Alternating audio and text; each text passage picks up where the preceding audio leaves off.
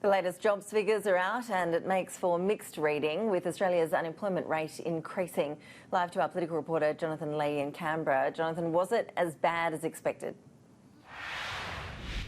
Afternoon to you, Ash. I don't know if it was as bad as expected, but it certainly makes for grim reading, very complex reading also. We'll bring up the graphic now and give you and the viewers a better understanding of exactly what's happening with our job figures and the economy currently. We can tell you that the unemployment rate has lifted to 7.4%. Bear in mind that back in March it was at 5.2%, around a figure many people consider full employment. So we're now at around nearly 7.5%. The real figure, though, of course, is much higher. The underemployment rate is at 11.7%. The participation rate itself is at 64%. As we scour through the statistics, the only two states who actually look like they've done relatively well was Queensland. Their unemployment rate had dropped from 7.8 to 7.7, and the Northern Territory 7.4 to 5.7. Bear in mind that they are the two states which really seem to have had this COVID in check. I suppose the West Australia as well, but they're also struggling with the unemployment figures. Bear in mind, though, that Scott Morrison has just had his press conference. He came out all guns blazing and very optimistic. Here's the Prime Minister. The Australian economy is fighting back. The jobs of Australians depend on that fight. The incomes of Australians depend on that fight. Of the 210,000 jobs added in June, 60% of the jobs regained were for women and 50% of the jobs regained were for youth. Underemployment has fallen and we've seen an improvement in ours. The majority of jobs obviously were in part-time employment, not in full-time employment. That's to be expected in the economic situation that we've seen emerge over these many months.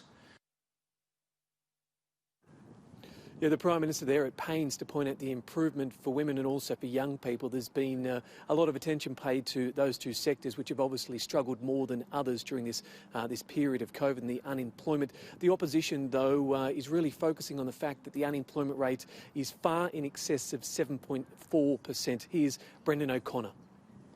As we know, this unemployment rate is a lagging indicator. Therefore, we're not talking about the unemployment rate, unemployment numbers today. We're talking about the unemployment numbers of the first 2 weeks of last month. And unfortunately, we've seen another increase in the unemployment numbers and the unemployment rate. The headline unemployment rate has gone from 7.1 to 7.4%. But what we know is the unemployment rate in real terms is much, much higher. And Jonathan, the Prime Minister took us through some of the details of this extra support package that's been announced to help the unemployed find work. Just how much money are we talking?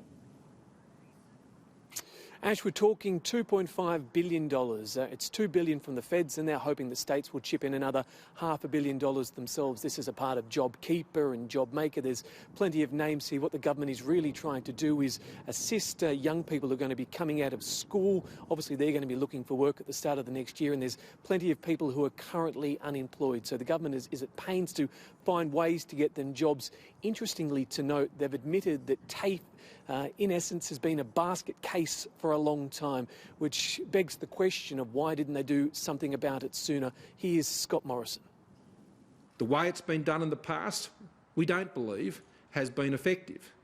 We were prepared and are prepared to invest more, but in a better system. And what we're announcing today, with $500 million for investment this year, between now and the end of the financial year, starting at the beginning of September, is to create those places for Australians to get access to that vocational educational training right across the board, but particularly in those skills areas that the National Skills Commissioner has identified where there will be the greatest needs for those skills.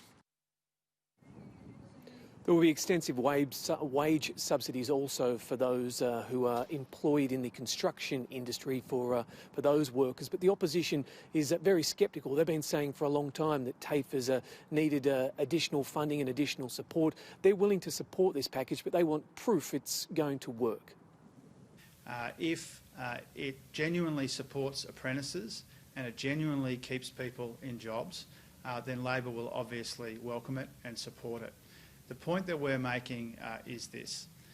A lot of Australians will be sceptical. They hear the slogans, they hear the marketing, they see the announcements, regularly come from the Prime Minister and the Treasurer, and just so frequently these big announcements are followed by some kind of nasty detail, some kind of delay in the implementation.